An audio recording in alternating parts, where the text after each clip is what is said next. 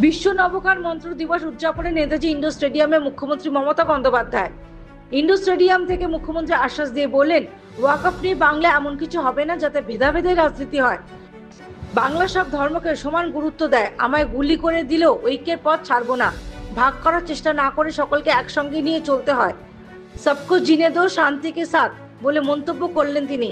সেই সঙ্গে কালীঘাটে মন্দিরে স্কাইওয়াকের উদ্বোধনে সব সম্প্রদায়ের মানুষকে कालीघाट मंदिर आसार आमंत्रण जानालेन। हमारा उद्देश्य यह है कि बांटना नहीं, जोड़ना चाहिए।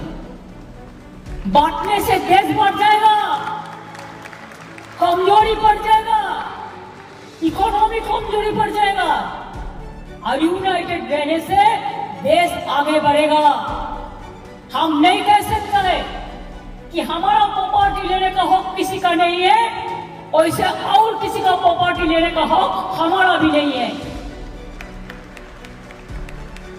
सबको जीने दो, सब जियो शांति का साथ और सबको जीने दो, ये हमारा पॉलिसी है। जो bureau report, United India news.